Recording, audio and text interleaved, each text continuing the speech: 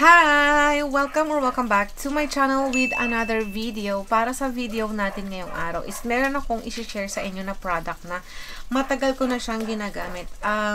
Parang months na, matagal-tagal na rin talaga na ginagamit ko siya. So, kung isa kayo sa mga naghahanap ng mga permanent hair remover dyan. So, baka ito na yung maging sagot sa mga problema ninyo. Pwede natin itong gamitin kahit saan. Sa underarms, dito, sa pantanggal dito ng mga balahibo natin, or sa legs, pwede. So, if you're interested, just keep on watching. I just wanna be happy tonight.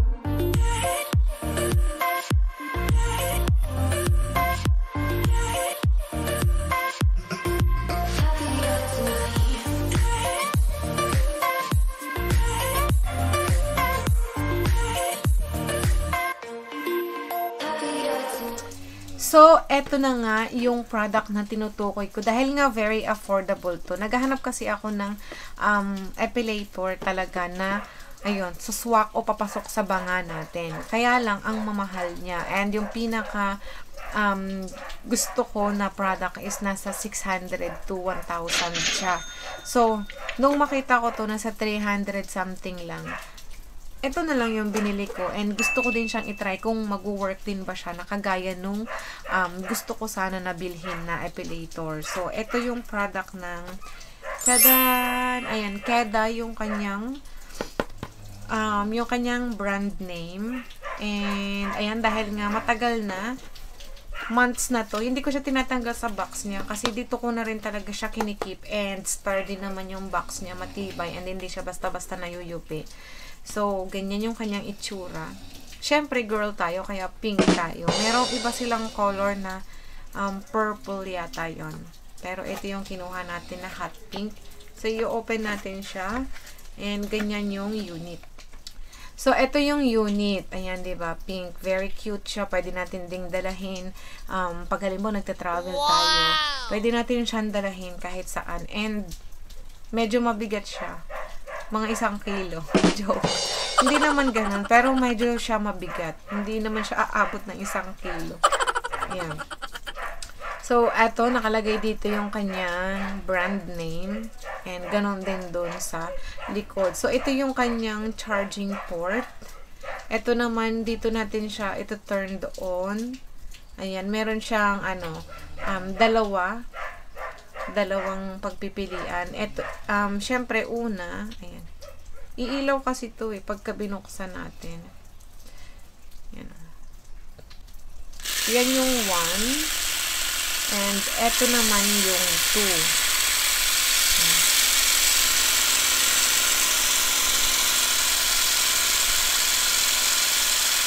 So, kung tatanungin nyo ako kung masakit pa siya na gamitin, syempre naman, masakit. Pero hindi naman yung ganun sobrang sakit. Mas maganda pag number 2 kasi mas mabilis siya na matanggal kesa sa number 1 kasi ramdam na ramdam mo yung, yung sakit. Parang, alam mo yun yung chani na sabay-sabay na bumubunot sa sa balahibo mo, ganun. And pag unang beses mo talaga nagagamit and hindi pa tayo sanay, yes, mararamdaman talaga natin yung hindi naman sobrang sakit. Tolerable naman yung sakit niya.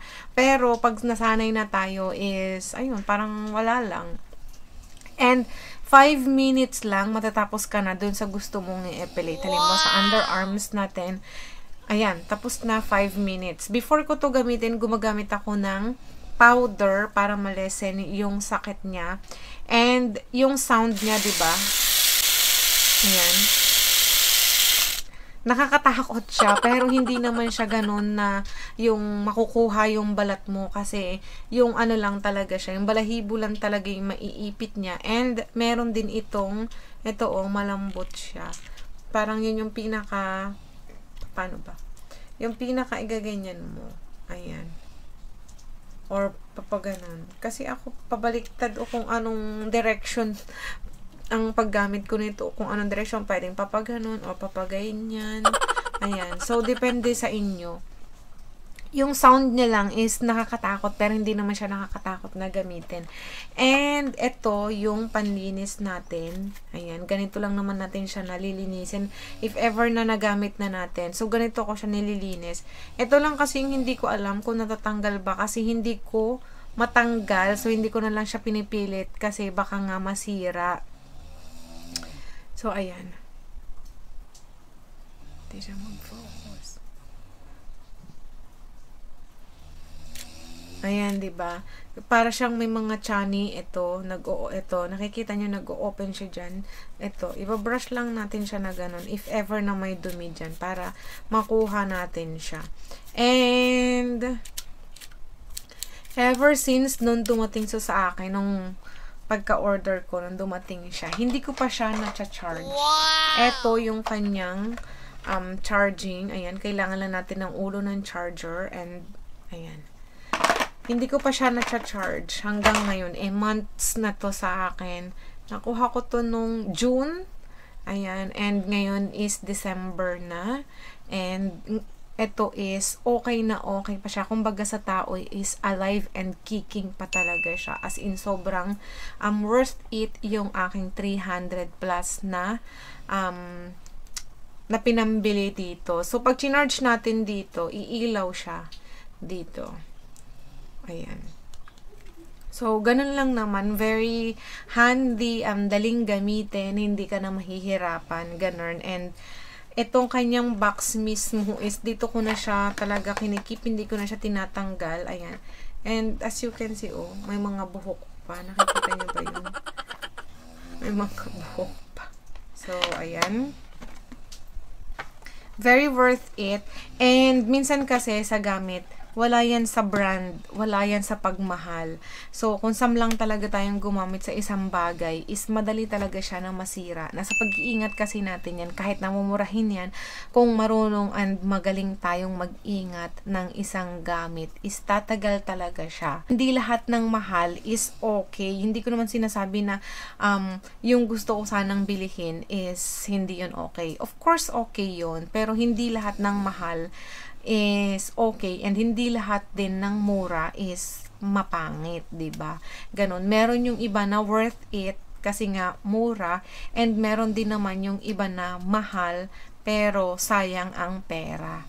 So, ito is pwedeng-pwede nyo din yan iregalo sa girlfriend ninyo or sa best friend ninyo na mahilig mag-epilate ng kanyang mga balahibo.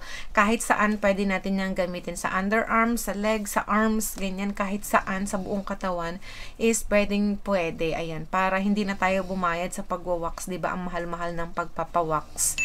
So, pwedeng-pwede nyo yan iregalo. Yung link po ng product is available sa ating description box.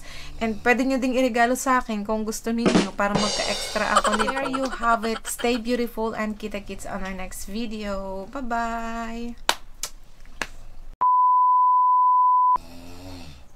Uy, naa-addict na ako sa ice ko. Eh kasi nga, ang ganda. Ang ganda niya. Kahit ang pangit ng aking eyeliner. Ang ganda ng eyes ko.